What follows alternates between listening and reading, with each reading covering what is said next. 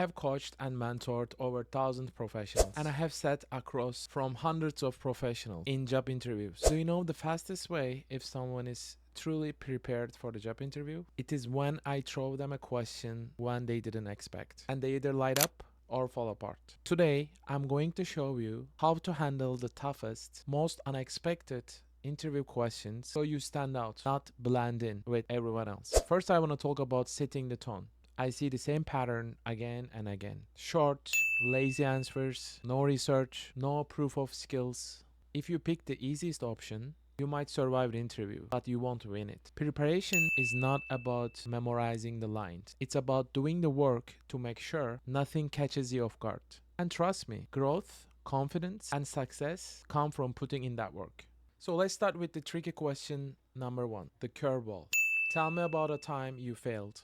What most people do, panic, take the question, or blame others. What you should do, show resilience and growth. Let me give you an example. Here is my answer to tell me about a time you failed. In my first management role, I underestimated the time to train my new staff before a busy holiday period.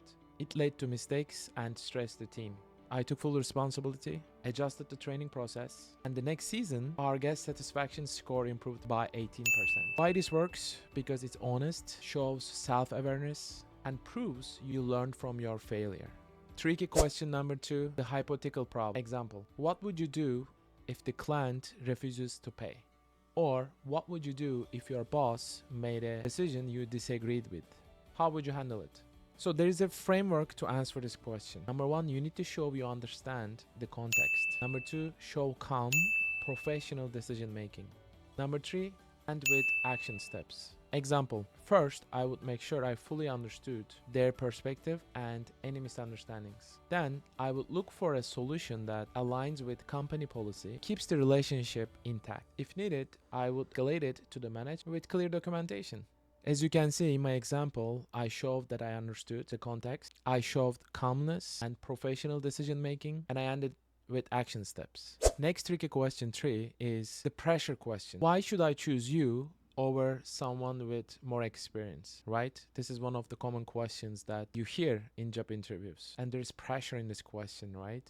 What most people do, they get defensive or they get insecure. What you should do, you need to reframe and sell your unique value.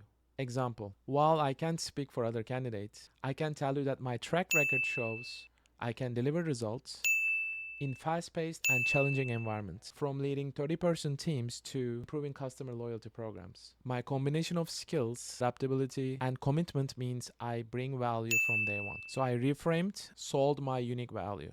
So let's say you don't know the answer to a question. So how to keep composure when you don't know the answer? You need to take a pause and gather your thoughts. You can acknowledge the question by saying that, that's a great question. Let me think about the best example to share. And then you can redirect to a relevant skill or related example. You could say something like, I haven't encountered the exact scenario, but in a similar situation, and then you can tell the story that you want to say. This makes you look thoughtful, not flustered. So before I end my video, I want to have a quick recap with you about what most people do versus what you should do in job interviews. Avoid vague, defensive, or negative answers. Do, give structured, honest, and confident responses. Avoid letting tricky questions break your confidence. Do, see them opportunities. Job interviews are not about having every answer.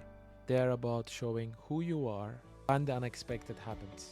Thank you so much for taking the time to watch part 3. In part 4, I'm going to show you exactly how to close your interview in a way that leaves the hiring manager thinking about you long after you left the room, and how to follow up strategically so you can stay top of mind. Don't miss it, and thank you.